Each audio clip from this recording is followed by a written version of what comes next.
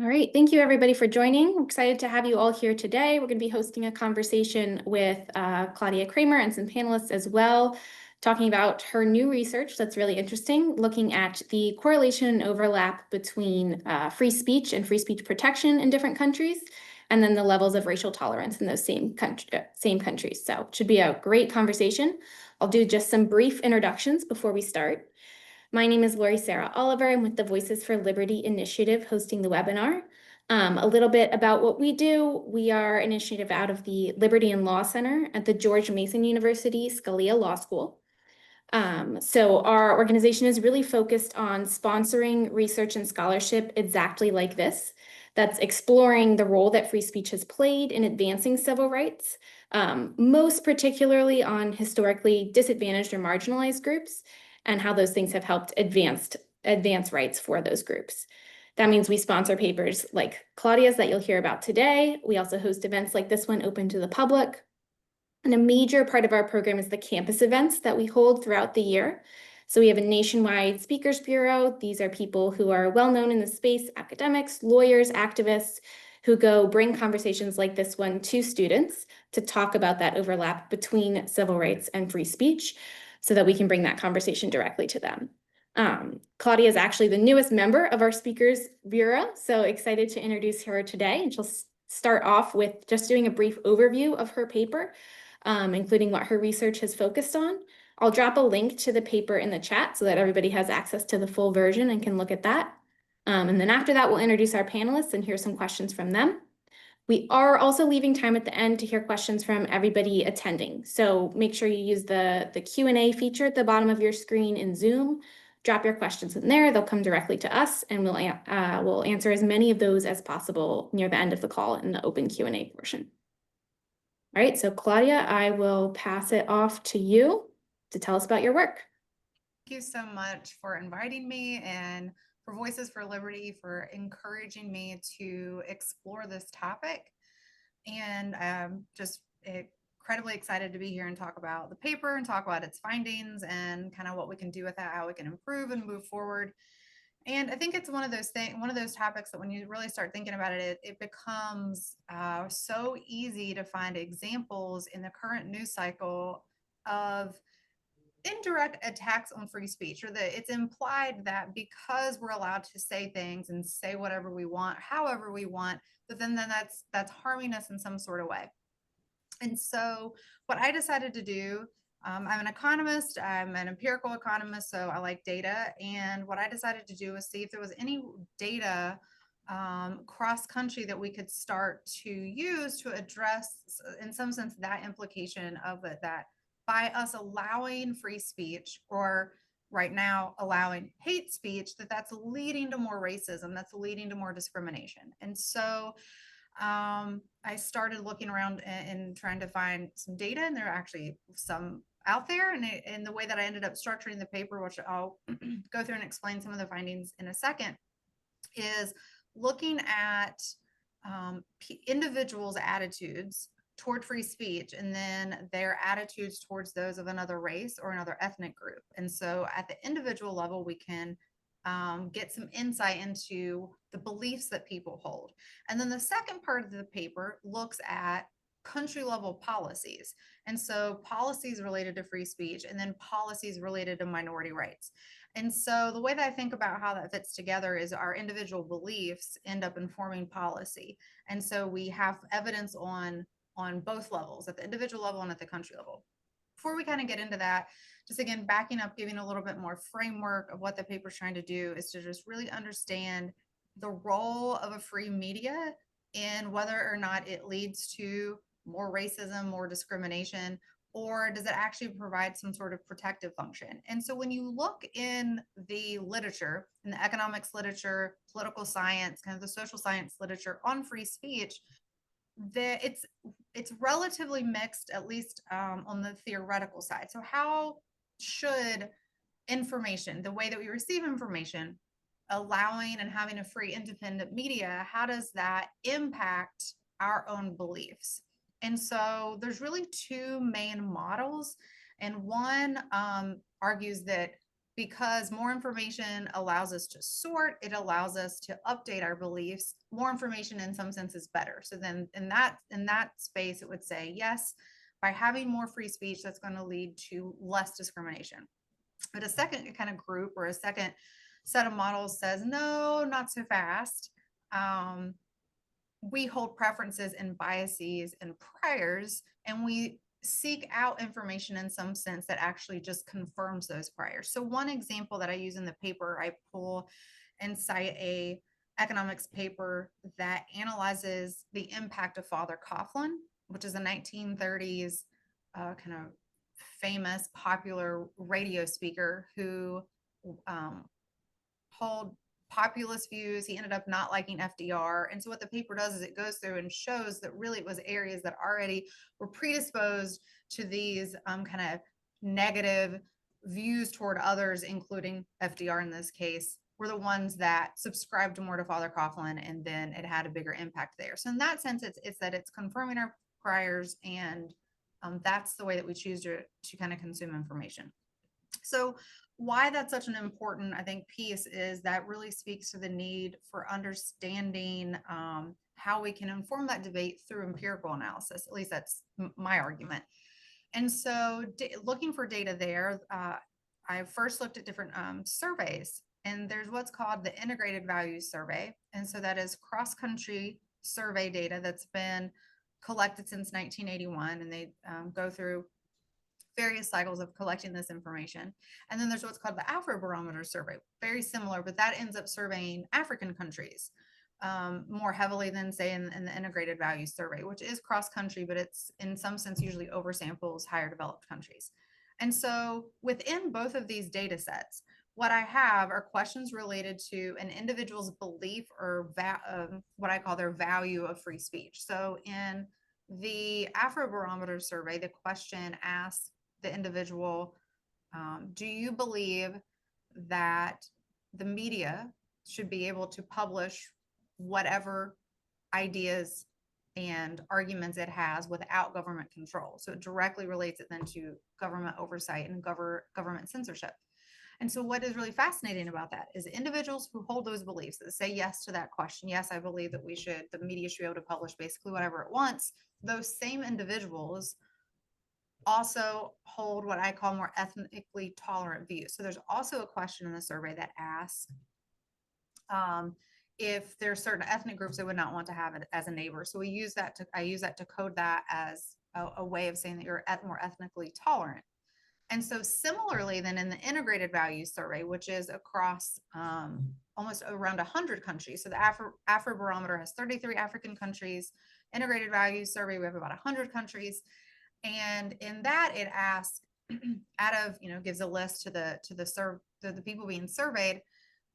Out of this list, what do you find is the most important thing? And one of the options is to protect free speech.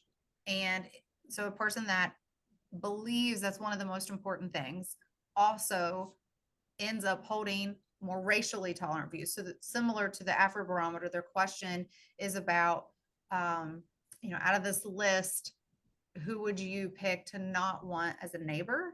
And if the individual did not pick someone of another race, then it gets coded as that they're racially tolerant. And that's pretty common in social science to try to measure measures of ethnic or racial tolerance that way. So again, similar finding at the survey level in both the Afrobarometer, the Integrated Values Survey, is that individuals who value free media, who say it's one of the most important protections, also individually hold more tolerant attitudes toward people of either another ethnic group or another racial group. And so then I move to the country level analysis.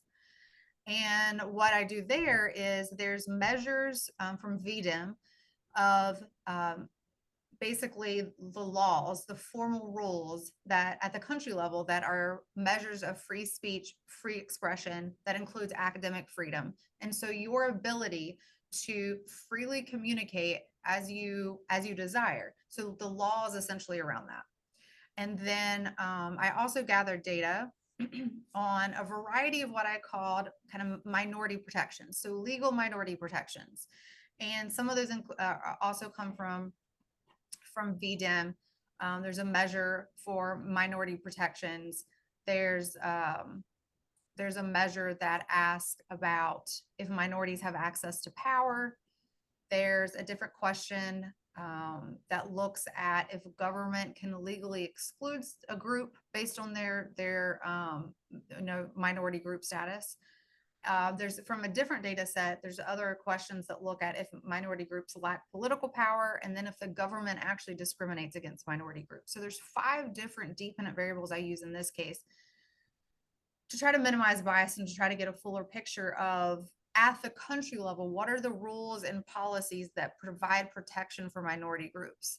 And then I relate that, does free speech have an impact on those policies? So again, it's kind of switching gears. We move from the individual level, attitudinal analysis up to, okay, country level protections. And countries that protect free speech have more minority rights protections in their policies. So there's more policies related to trying to protect minorities. They have more access to power. There's less ability for government to exclude the groups. There's less actual government discrimination in countries that have more free speech. And they have, minority groups tend to have more political power in countries that have more free speech.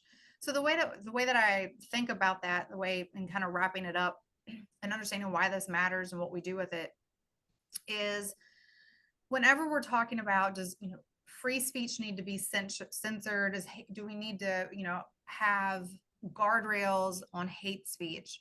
The evidence doesn't seem to support that, in the sense that when we look at both, when individuals who value free speech also have more tolerant views toward others that are different than them, and then at the country level, countries that have rules that actually allow you to express yourself as you desire, and sometimes that might mean hate speech, those are the countries that have more policies that are protecting minorities. And so it kind of cuts against the idea that if you allow certain types of speech, it's going to spread misinformation that then leads to more discrimination.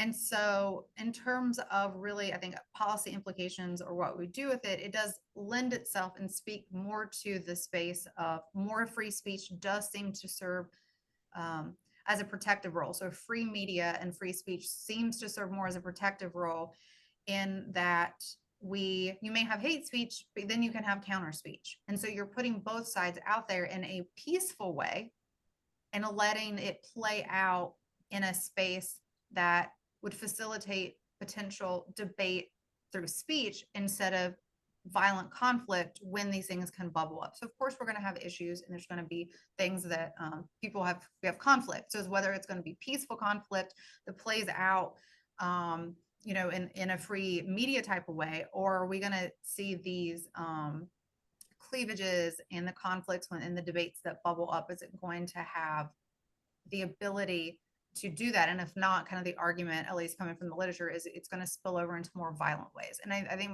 my paper does speak to that. The media and a free media and free speech does seem to serve as that kind of safety valve where people can express themselves, whatever those expressions might be, but it's expressed peacefully. And then others that don't like it can also counter that. Awesome. Thank you, Claudia. So we'll bring in 2 panelists we have joining us today who have both read Claudia's paper and prepared some questions for her. First, we have Tim Hoefer, who is also a member of the Voices for Liberty team and a partner at Steadfast, an organization that partners with a lot of different nonprofits in the civil rights space. So thank you for being here, Tim. Thanks. And we are super excited to have Mchangama, who is the founder and executive director of the Future of Free Speech, a really great organization. We'll drop a link to that in the chat as well. They also have a summit coming up in October that we're going to be joining. Some of you might be interested in as well. And Jakob is also a research professor at Vanderbilt University and a senior fellow at FIRE, the Foundation for Individual Rights and Expression. He's also joining us on a very busy day, so we're really grateful to have you, Jakob, and I'll pass it to you to kick off questions. Yeah, thank you so much. I hope you can hear me. First of all, thanks for Claudia for a fascinating paper. It certainly spoke to my confirmation bias. It's a topic that I've worked with one of your colleagues, Christian Bjørnskov, and another economist on sort of looking at it from a slightly different angle, looking at the relationship between free speech and social conflict, violence. And Christian has also written papers on the relationship between terrorism and free speech, and it's sort of the other side of the coin, where the findings suggest that there's a positive relationship between free speech and absence of social conflict, at least in democracies. The picture is more muddied in authoritarian states. So I wonder whether you think that goes hand in hand with some of your findings, whether you can point to some explanations, sort of the maybe in counter speech, maybe that safety valve effect that you mentioned, that if you're someone, for instance, who have very radical views, even hateful views, it might be easier for you to convince yourself that using lethal force or violence is legitimate when the government suppresses your views, rather than when you actually have an opportunity to air your grievances. So just and again, there's another data set that shows that in Europe, where you do have hate speech laws, unlike the US, Western European countries, those countries that did the most to suppress right-wing extremism actually experienced more right-wing extremist violence. So I was just wondering whether, knowing that you may not have read all this, but whether you see sort of a red thread through that in your own findings. I would think so. I think that what happens is exactly as you were saying, that if you don't have the ability to express yourself in a peaceful way, whatever that looks like now, whether that's on Twitter or writing an op-ed or going on a podcast, right? So if you don't have this, you have something inside of you want to get out, whether or not, normatively we can say that's good or bad, whatever it is that you're trying to desire. But if you don't have just the ability to do it in a more peaceful way, I do think that what this body of work is now suggesting is that it's going to come out in a more violent way. And I think that there's more and more of the case studies popping up where we're seeing that happen, like you mentioned, and with hate speech laws and the right wing extremism. And I think that as we go down that path of trying to censor, I think that you're going to have, unfortunately, more examples of that. And maybe it won't be, massive civil conflict like in the 90s in Rwanda, but at the same time, you're going to have those forms of expression coming out in some way. And if it's not through speech, it will probably be more on toward a more violent way, would be my prediction, given, again, some of the work that you've done and others, and now what my paper's speaking to. Can I interrupt with a just a sort of related question I wanted to ask?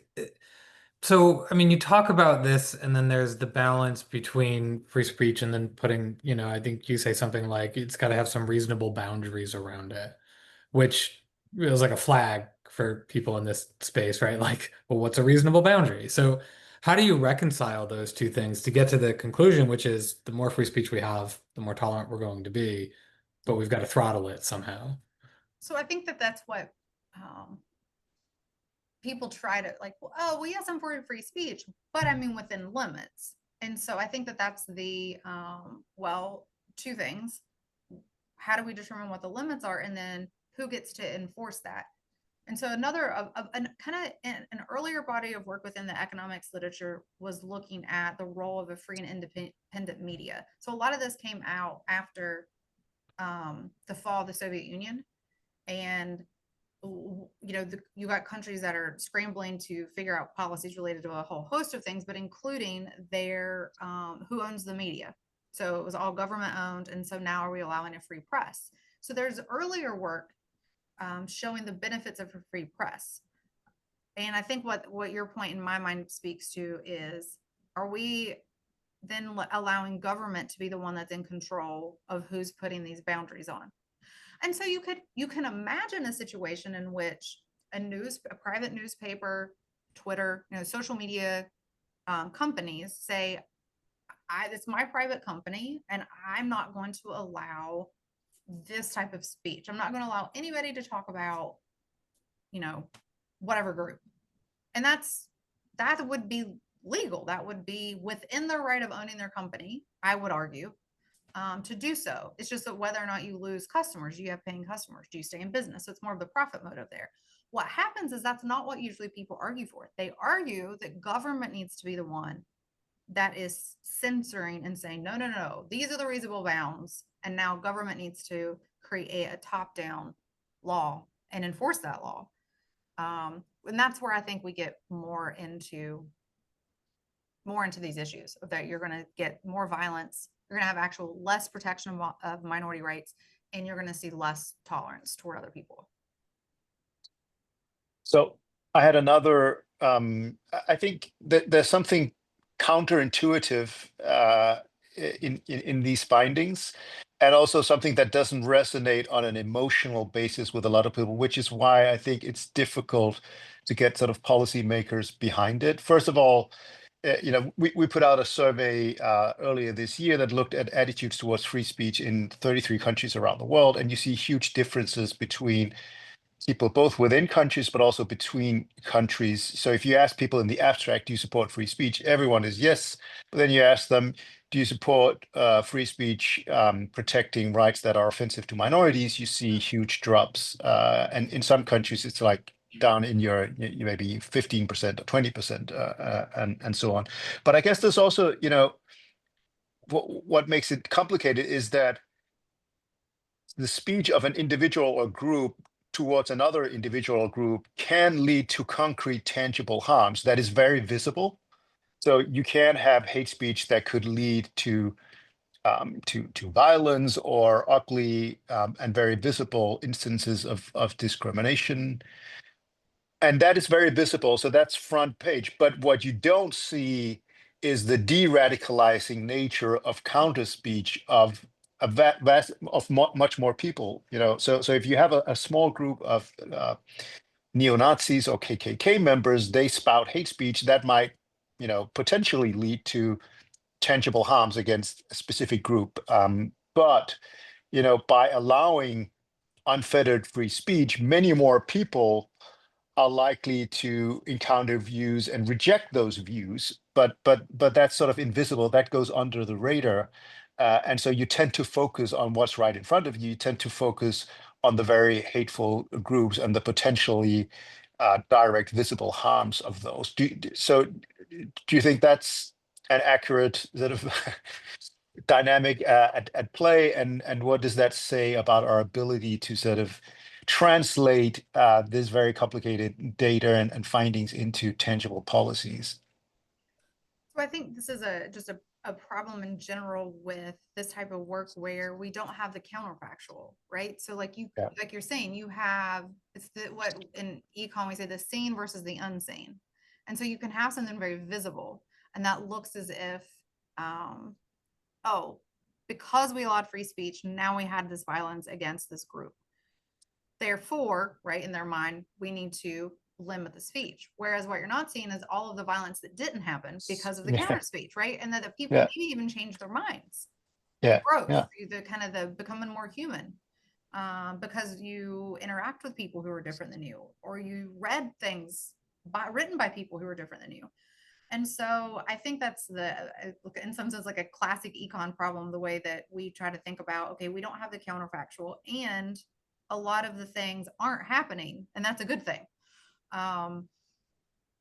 It's not necessarily, I don't have a quick solution to how we fix that. I think it's more of just the reminder that just because there is something visible happening doesn't mean that outcome, the overall outcome, we're not in a better place than if, for example, right? Like because there's these other things that didn't actually happen.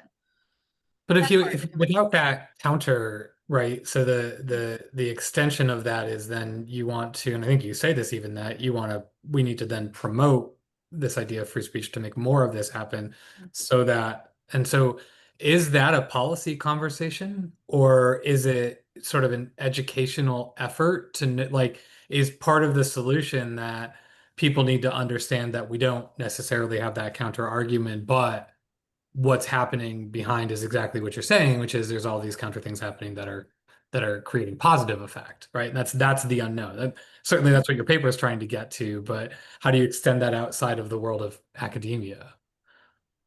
I think that it is like more of a how part of what both of you are indicating. How do you package this either as a policy or policy suggestions versus education? And I do think partly a large part of it is going to be putting it out there that this isn't leading to the things that you think it's leading to, right? So it is more of the educational role. Now that hinges on trying to convince people to change their minds, which is very difficult. If they hold priors, they hold beliefs, they maybe don't, they want different evidence that maybe we don't have right now. But I do think primarily education, and then how that spills over into policy recommendations, probably is going to be more convincing to do things like the US versus now Western Europe that has more hate speech laws. And then in the next several years, we'll have more data to say whatever the metric is, right? That there were smaller scale violence, or there was this that happened that we don't have evidence of happening in the US or happening on a handful of other countries. So that's probably another way of trying to provide additional evidence. But outside of that, yeah, it's very difficult to come up with some specific way of articulating policy and here's the evidence for it. Yeah. I wonder whether you can, so if you look, for instance, at the at American attitudes towards or acceptance rates of interracial marriages, it's quite striking that, so if you go back to 1958, it was only 4% of Americans. Today, it's something north of 90%, probably 95% or so. And that, during that period, the First Amendment has actually expanded, like the protection of the First Amendment has expanded. So the Brandenburg versus Ohio case, that really sets a really high threshold for when you can punish speech, which allowed, sort of thinly veiled threat of a KKK member was decided in 1969. The civil rights movement brought a lot of these cases that really expanded the First Amendment and speech, even very hateful speech. And it was a conscious decision on the part of the civil rights movement to really to advance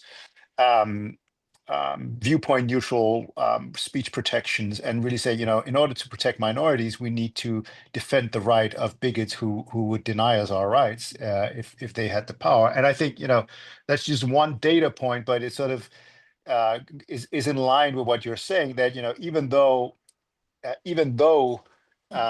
you have expanded free speech, racial attitudes have improved on a very, I think, significant measure. I think it's quite a significant measure to which extent you accept interracial marriage, right? So I think that's one metric that seems to support what your findings. I like that. I like that case of showing that within the US. I looked somewhat briefly, but did look for a cross-country metric on that thing, because this got brought up at, I think, one of our conferences when we were workshopping our papers, that attitudes toward interracial marriage, or even attitudes toward homosexuality, things like that, acceptance of things that prior would not have been as common. And unfortunately, I couldn't find a consistent data set, like across country, or even ways to piece something together. But maybe a good complement is adding in some sort of just narrative, like a short, kind of case study narrative of here's how this played. This is an example of how it played out in the US. We get more free speech protection, and simultaneously you see expansion of tolerance in these metrics, since we would have in this case data for the US over time. Yep. a good idea. Maybe I don't know if this is an extension or not, but thinking about a more modern, something that's happening, Lori Sarah mentioned, we do a lot of events on campuses where we bring speakers and we're talking to college students about freedom of speech and how to implement it and the role it plays. Something's happening, bubbling, boiling over, I don't know, with on campuses when we talk about free speech, especially as related to what's happening in Israel and Iran and, sort of anti-Semitism. What's the play between what we're talking about in this paper and that sort of very real life example? Is it, do you see a backslide? Is this a perfect example of what you're talking about? Is there an opportunity coming out of this? Like, how do we expand on that?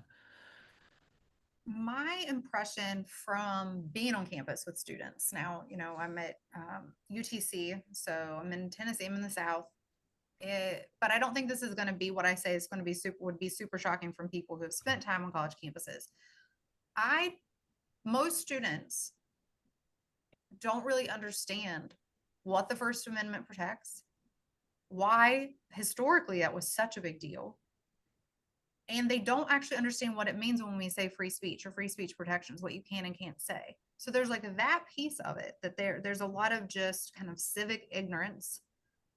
And then combined is that they actually feel very uncomfortable to speak an opinion. It's all, well, I feel like it might just be that, they can't just, I believe, or my thought is X. And that is also troubling to me because it's, lack of confidence. I don't really even think maybe it is that they're worried about what their peers are going to think.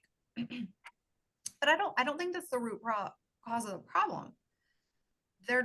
We've lost kind of the art of association in the sense we don't engage in debates or the students do not feel comfortable having a dialogue. So it's like, it's almost worse than what you were suggesting. And I think addressing that in a more fundamental level, like combined with, this is why we, at least in our country and in other more developed countries and in places that historically it was so important to be able to speak. It really was protecting you against a lot of government predation on your rights. And then also other private citizens. But then it's more of we need like the training ground of getting people comfortable again to just disagree and then walk out the door and go get a coffee together. Like, it's not right. I feel like we've lost a lot of that. I think, I mean, I agree with you in one sense and maybe disagree on another. And these are experiences we've had as we've done these events throughout campuses and, over the last few years, is that we're hearing this exact same thing that you're saying, which is like, I either don't know how, or I'm uncomfortable, or I'm afraid of some kind of retribution if I say what I think because I don't think it's the popular opinion. That is the kind of thing that I find terrifying is and I think your paper supports this is you need to be able to say what you're thinking, right? We need to have that freedom of speech. You need to be able to have this open dialogue. It's how we learn, it's how we grow, it's how we create tolerance, as you've now proven. And I guess the extension of my question is since we're here, and if it's even worse than what I'm saying, which I don't know that I disagree with,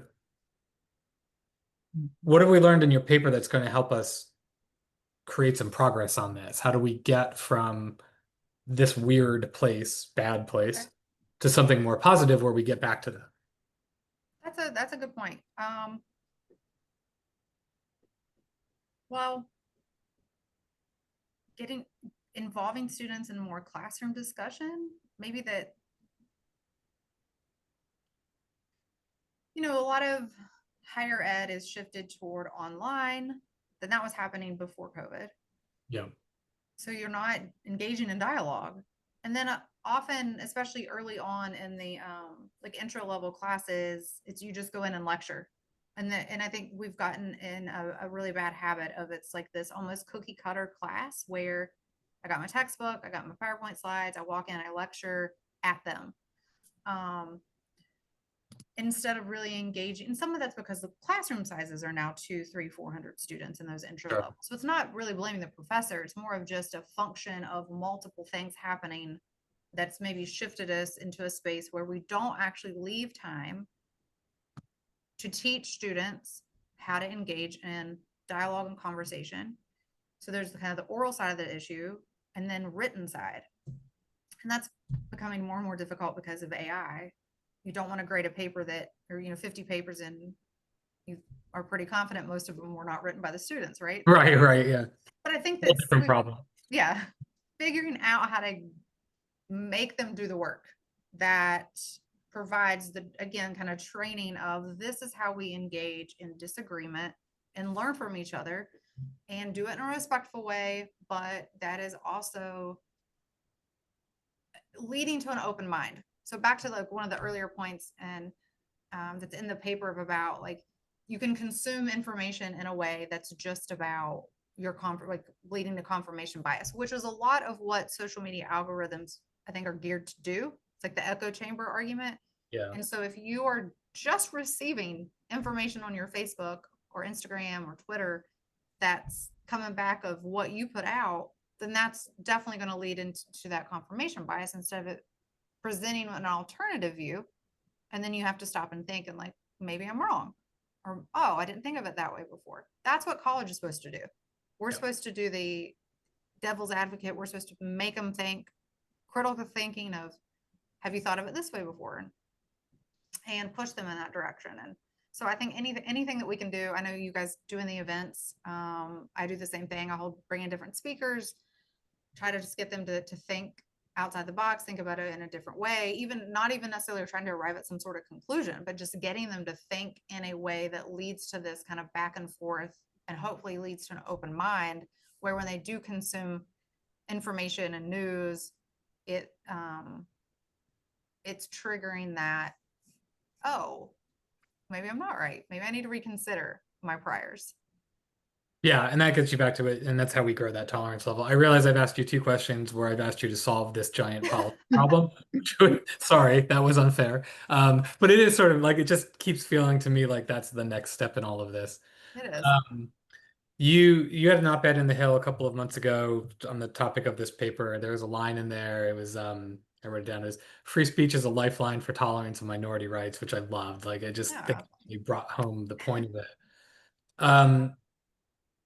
To that end, thinking about, you talked a little bit about the two classes of people, right? There are people who are just sort of getting their biases reinforced by this, and then there are those who are learning and growing. Is there anything further in there to pull apart, like from a lesson standpoint, or that the data showed that help us understand how to get into that latter category and not the former? I don't think that's actually a really good research question. I was gonna say, or is that like the Yeah, next paper you're gonna write? It could be definitely the next paper. Not so much in the analysis that I've done, but I think maybe what you could do is try to understand where people getting their source of information. That is in a little bit in the Afrobarometer analysis, because I do add controls for how people receive news, and it was like social media, television, or newspaper. And social media and newspaper led to more tolerance. If you received your news through social media or through television, that was more tolerant, whereas newspaper was, I believe, negative in significance, so less tolerance. But you've got to remember, these are 33 African countries where probably in most cases the government owns the media or very strongly has influence. So newspapers are going to be more heavily influenced from government bias and what that information that gets printed in the newspapers, versus if they have access to Twitter, then they're not going to be as contained from what's happening inside their own country. So that's actually a really good, like, we think of it in the US as, oh, Twitter's terrible, or X, sorry. It's terrible because it's the echo chamber and it's just confirming our biases. But we got to think globally, that actually may be expanding their viewpoint as to what they're hearing and seeing. So then on net, it may overall still be positive. And that actually is in the Afrobarometer analysis. So maybe there is a little bit of something there, but I think that more work in how people receive their news, or just in whatever information, right? However they can receive information. And then I guess, I mean, honestly, it's in some sense just willingness to have your priors confronted and challenged. Are you willing? And so if there's some way to figure out the type of person who is willing versus types of people who aren't, that could help more on the educational space of trying to break down those types of barriers. So no, I don't know, but it is definitely fun research ideas. But that last point was interesting. It's all interesting, but that last point was interesting in that there's so much you can do on the policy side to create the ability to foster this, but there is some level of individual responsibility. And then we kind of got to that in the last question too. Like, if you want your students to be more involved and engaged and thoughtful, they have to play an active role in that the same way that everybody else does. Yeah, and that's tough. I mean, I guess just overall presenting bigger picture benefits of free speech. The way I try to get students or the public, others too, that will ask me things like with tariffs, for example, I'm like, okay, what is it that they want? Access to your cool mascara that comes from Japan. Oh, well, yeah. Oh, well, then, let's walk through that and then we can generalize it. So sometimes in getting people to understand the benefits, for example, in this case of free speech, it's what is it overall what do you want your world to look like? And more often than not, free speech is going to align with the things that they value, right? The top 2 or 3 things that they really want. Oftentimes that I find that's religious freedom. They want to be able to be free to hold whatever religious views that they want and express those freely. That very much is tied to a world in which we protect speech. That's kind of a good transition to an audience question we have, which is, and reminder folks to drop questions in the chat too if you have them. This one is about, do you think these results would still hold in different contexts like college campuses where speech is sometimes regulated in different ways or for different reasons than in a whole country? That's really good. That's a really good question. I do think it would hold. So the first part in being individuals who hold have values that say I value free speech essentially will tend to also have values of tolerance. I think that if you would resample that on college campuses, yes, that would be true as well. And the way I somewhat set it up in the paper, it's not super incredibly fleshed out, is that like norms of tolerance kind of underpin both, or free speech and the way that we view minorities. And so like in some sense it's an underpinning value set or an underlying value set that can kind of explain both. And so I do think that would hold. It's interesting to think about it in the sense of policy. So college campuses that restrict policies, I think that's actually an excellent research question, because you should be able to get data if they have a formal policy that has speech restrictions. And like Jakob was saying, we can come up with a few cases in our head, but we think about some of the things that's happened in terms of some protest and violence on campus. Those tend to be campuses that have seemed to have had more speech restrictions. So maybe that's just a paper waiting there to be written on that particular subset, because it's unique in that they actually are restricting speech. Whereas at the country level, it's, basically this is the law and then that's it. There's not a variation. But within a country, if you have variations across campuses, yeah, you may be able to then get speak a little bit more to it. And I think it would align with what Jakob was saying in terms of, if you don't have the ability to speak freely, it's going to bubble up, it's going to come out, and usually that has some violent eruptions instead of it being peacefully on pages or on X or wherever. Yeah, that makes sense. We might be giving you a lot of ideas for future papers because this might be another one. Someone else is asking, these results are correlational. Did your research explore other factors that might also correlate, like education, affluence, secularism, other things like that? Yes, so there's a lot of controls in both the individual level and country level. Education did not impact the policies for protections of minority rights. I also controlled for income. It was significant in a handful of specifications, so not largely a determinant of protections, legal protections for minorities. Going back to some of the analysis within the survey, so at the individual level, if you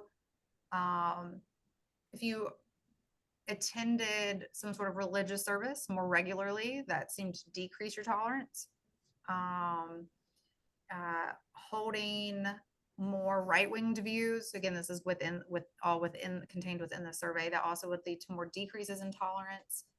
If you view people as being more trusting, that also would lead to an increase in tolerance. Language didn't really seem to matter. So the language that the person spoke didn't really seem to have much of an impact. If they were employed, if they were female, that also tended to increase tolerance.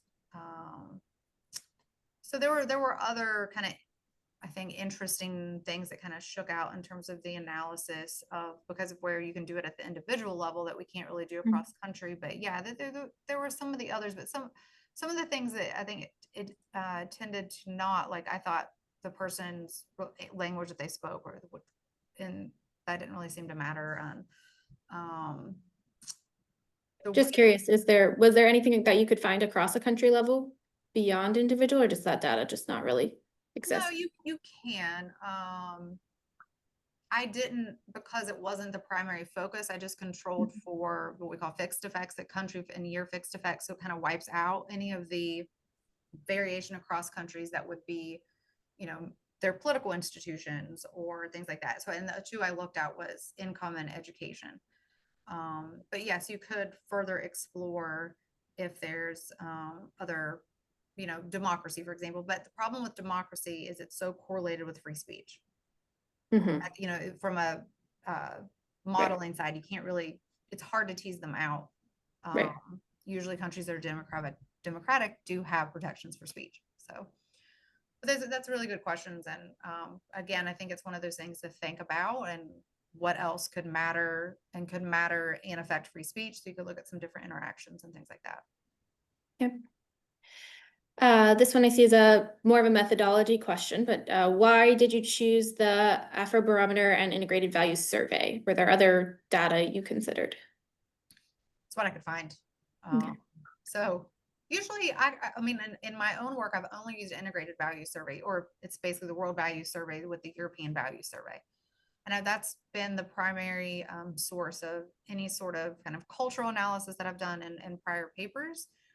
But again, the bias there is it tends to oversample middle or high income countries. And I thought with this particular topic, it seems like that's just going to be such an easy criticism. And so I went and looked at the Asian barometer, Afrobarometer, Latino barometer, and it was only in the Afrobarometer, and only in one wave of the Afrobarometer did they have a question both related to speech and related to tolerance. So that was why. It was what I could get my hands on. That's fair. You touched on this one a little bit, but another question is, what role has your research shown any role that social media plays in amplifying or countering the effects of the research? So the only way that I included it was with the Afrobarometer sample. There was a question they asked the individuals how they consume their news, and one of the options was social media. Make sure that's it. Pull that back up. I have my tables here. And with that, it was a positive and significant effect, meaning if you indicated that you consume or receive your news through social media, you tend to be more tolerant. In that specification where it has other controls, but that could also be proxying for basically some sort of wealth effect. So if most people in African countries do have access to cell phones, and usually can and online. So but you just have to take that into consideration. Okay, is there a selection bias in who can have access to social media? But it also holds with television. So again, maybe similarly a wealth effect. But that's I think another step in the analysis that needs to be focused a little bit more is how you receive information. It's not just news. The US bias is like all of our information is being, at least it seems that way, consumed through social media, how we shop, what we cook, we're being influenced so much by those algorithms. So it's interesting to think about. Yeah, definitely. Okay, I have one more. So if anybody has any other questions, drop them now. But we also have a question about, do you believe this framework could be extended to other forms of minority rights, gender identity, sexuality, religion? Actually, that's a great question. I do know there's a data set on sexual rights. So I could look at if free speech, at least at the country level, do countries that protect free speech, do they also lead to policies, formal rules that protect sexual rights? I do know there's a data set on that. That's a great suggestion. The other types of kind of minority rights or different types of groups, I don't know if there's anything cross country enough to do it. But that's doing the ones related to sexual rights would be interesting to see if it holds. And then if it doesn't hold, why, right? So what's the difference in what I'm looking at and then this other, would potentially be in this other data set? But yeah, that's a great suggestion. Well, I'm glad we were able to give you so many ideas. There's plenty of research to do in this space. We appreciate you sharing what you've done. Oh, I just had one more comment, so we can try to get to this one because we have a couple minutes left. This is, what if countries are clamping down on haters, I guess people who use hate speech, to keep them under control? Would that explain your correlation as well as the release valve mechanism? I think it would go in the opposite, in that if we are starting to get more like hate speech laws, like Western Europe, Germany, for example, then we would see, the paper would predict you would see less tolerance over time, right? So if these laws are relatively new, it could take time for that to have an effect. And I think some of what Jakob was suggesting is that it will eventually come out, and perhaps in a not peaceful way. But to a researcher, it's just we'll wait it out a few years to get the data, and then we'll test it and say, okay, these countries created more hate speech laws, these countries did not, and now let's do more of a comparison and do some analysis between them and see if it refutes what I found or if it supports it. Yeah, that makes sense.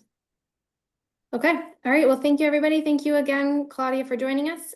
We will have another webinar on July 11th with another one of our paper authors, Josh McDaniel.